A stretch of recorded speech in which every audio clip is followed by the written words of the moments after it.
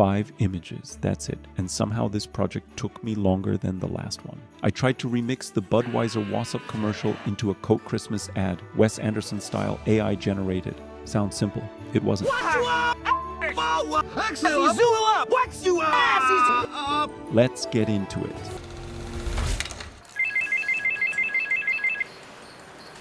Hello. Yo, Santa! Wassup? Nothing, B. Just checking the list, having a Coke. What's up with you? Nothing. Wrapping the last batch. Yo! Pick up the phone! Hello? What's up?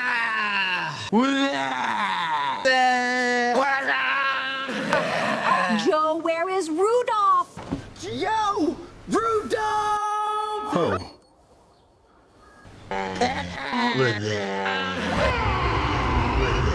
So, what's up, B? Nothing. Preparing for Christmas. Sipping a Coke. In this project, I just had 5 images, though it took me way longer than the previous project. To understand why it took me so long, let's first watch the inspiration clip here. I'm pretty sure most of you know this commercial already, but if you are not aware, let's just watch it together so that you get a sense where I have this idea from. Able to pick up good yardage on the play. You know, the best part of this defense is their defensive line and their interior Hello? linebackers. Hey, who? What's up? Nothing, B. Just watching the game, having a bud.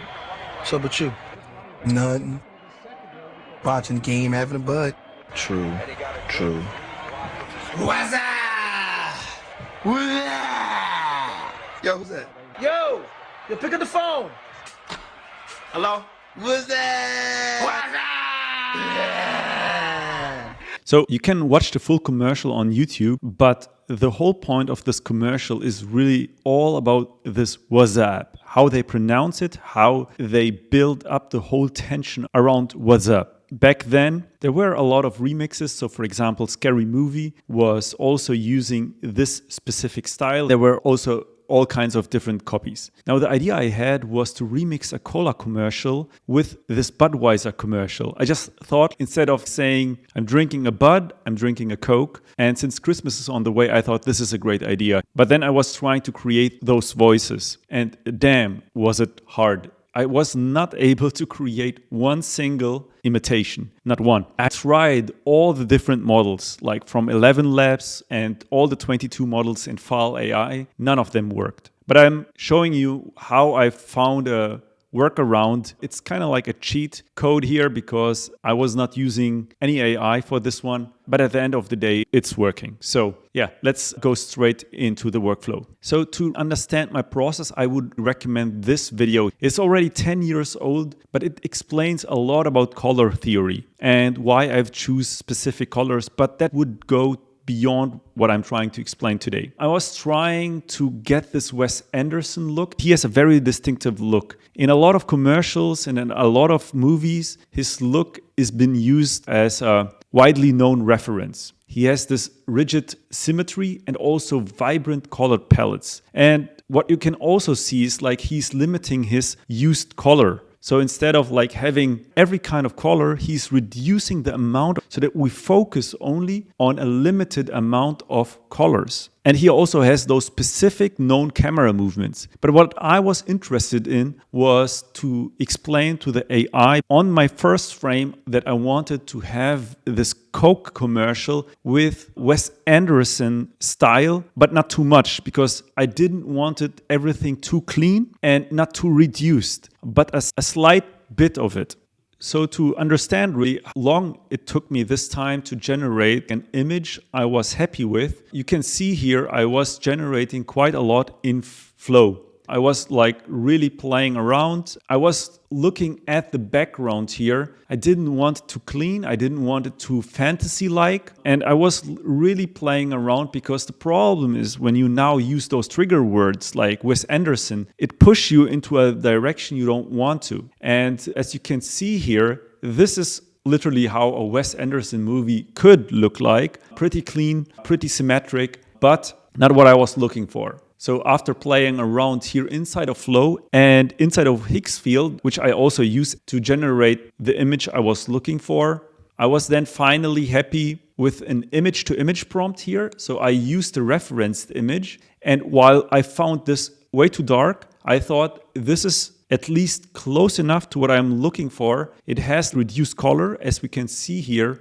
we have the greens, we have the reds, not too many different colors. We have no violet, have really a reduced color schema here. We can look at the prompts in a bit. We can see that those colors are reflected here in the colors of the other images as well. Very reduced color palettes here. We have reds, we have the green, and then of course like a little bit orange here as well. Now this image here is kind of out of place, but it's also just taking a very short amount of time in our video here.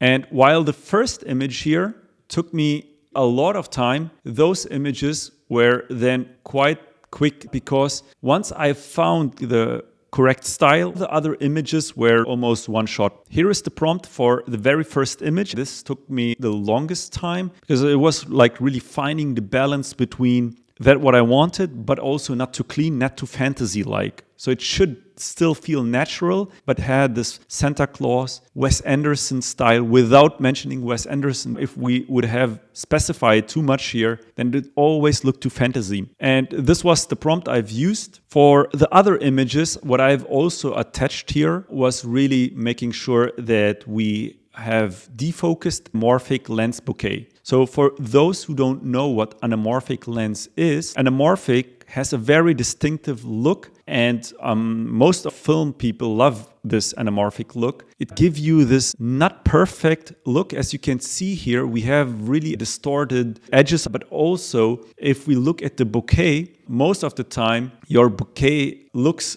like here. If you are using an anamorphic lens, it stretches the bokeh. So for anyone coming from film, this is clear and you don't have to explain this. But if you don't have any film background, I think this is a trigger word that is good to know, because as you can see here, it gives this dreamy, organic look here. So you can see in specific, if you are looking at the background here at the light, how it's not round anymore. You have a distorted background, and that's what you see here as well. There is always this dreamy, distorted look, which we see a lot in cinema movies. Now here, the last two prompts I've used for those images. You can of course always take a screenshot here and change it however you prefer. And as we can see here, we have anamorphic trigger word. This is also a characteristic of anamorphic here, that you have those lens flares if you are shooting against a light. Now the prompt on the video side was what took the most time. That really drove me nuts because I didn't know how to get those results. Honestly, I still don't know.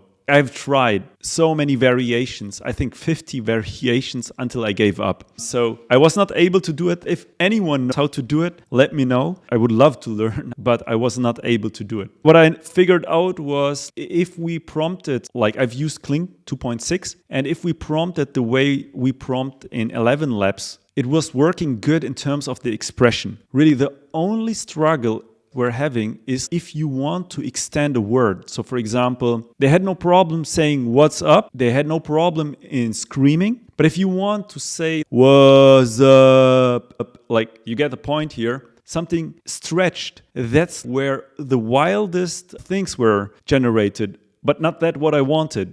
So I've tried everything, write it short, longer. I was not able to figure it out. Let's just have a look here on what video has been generated. Up! Yo! Pick up the phone! Wash! Hash! X! Up! Ah! Up. What's up? Up! Yo! Pick up the phone! Go azad hash up! Yo! Pick up the phone! Whoa! A hash! Aqua azad check you up! Up! Go azad hash up! Yo! Pick up the phone! Whoa! A hash! Check you up! So you can see here, why is he doing those weird sounds? Because I was really trying, like stretching it, up. I was really trying everything, but it was not working. And as you can see here, I have generated like 50 versions. I was trying to make it work, but It was not happening. What is that? While on the other side, normal conversations were way simpler if they are just talking normal or screaming. That's something the AI model was able to handle here. But again, like the Wassup part, which is the most important part, I was not able to do it. I tried also VO3 to compare it. So as we can see here, we have the little Veo logo. I was rendering it while I was using Kling. And Veo was doing quite good expressions. Honestly, I had more problems with Veo 3 generating longer sequences. Like in Kling, I was mentioning that everything should come from Santa, and it was listening. But in Veo, I was hearing the voice of other people from the phone, even though I was not writing it. In terms of expressions, I think Veo was actually doing a quite good job here. Yo, pick up the phone! I was not asking for it, but it did it. Anyway, I think all those clips were so funny, like a lot of funny clips there. Pick up the phone! All right, now, how did I solve it in my case? Again, like a very stupid cheat code. I was just using 11 Labs, the voice isolator. I took the original clip and cleaned the entire sequence so that I have very clean audio without any background noise, and now it sounds like Yo, where's Dookie? Yo, Dookie!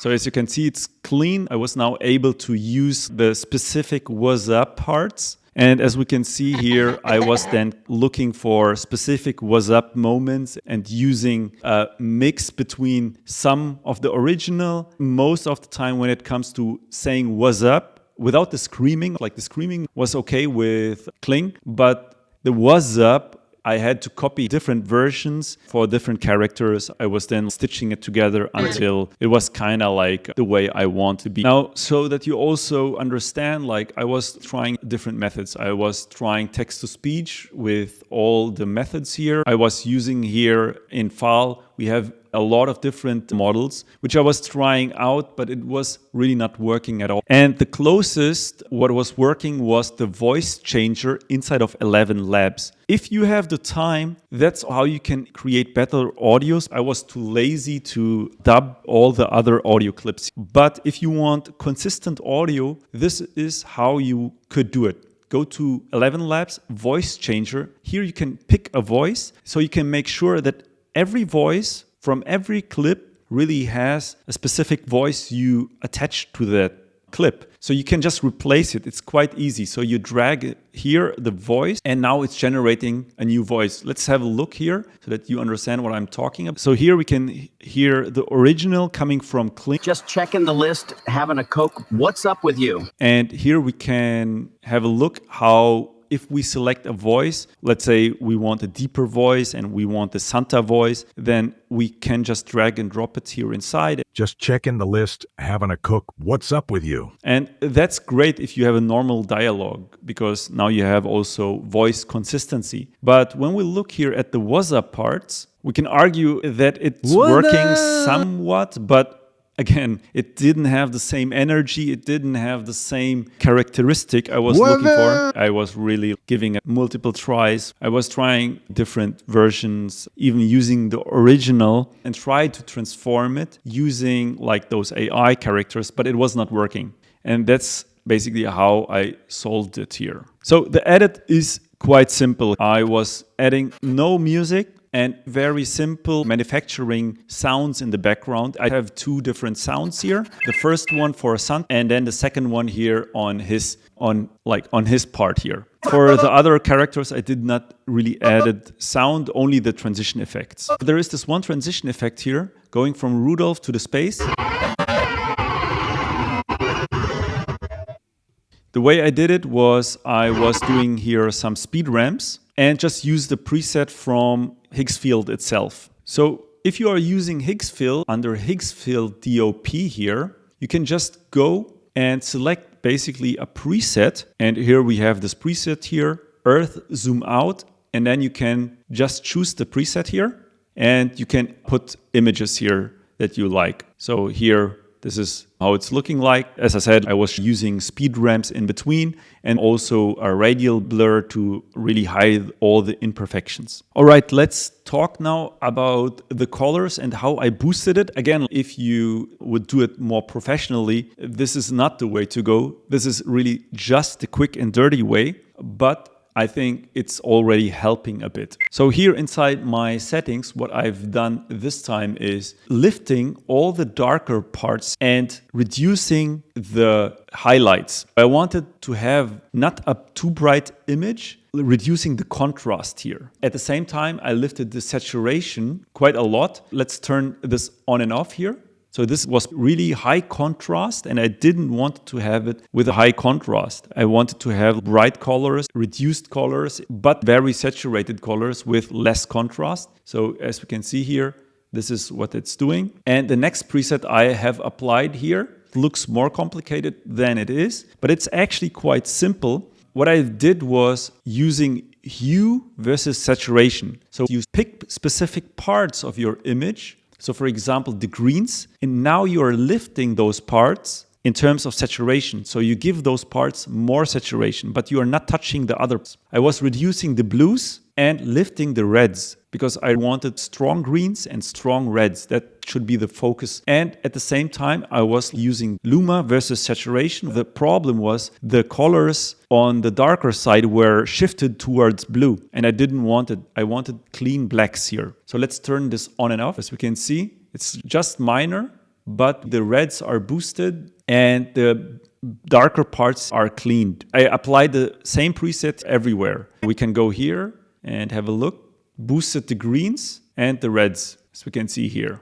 It's quite subtle, and we killed all the colors in the darker parts. This time I have added this LUT here, also from Artlist, but just 20%. So what it's doing, it's giving back slightly the contrast, but in the way I wanted to have here. I applied the same filters across all the videos, and what I've done again here was applying a slight radial blur, but this time only at 1%. So we can see before, after, very, very subtle. The focus always were the faces to hide some imperfections. But I was not adding any grain because I wanted to have this clean look and again, like brighter, saturated look here. So let's see the before and after if I'm now taking out everything. This was how it looked before, and with some adjustments, this is how it's looking after. You can see it's vibrant, softer, not so contrasty. And also I pushed really here the colors. Again, if we would have more time and if I would grade it using DaVinci, I would do it a little bit different. But this was the quickest way here, at least the quickest way that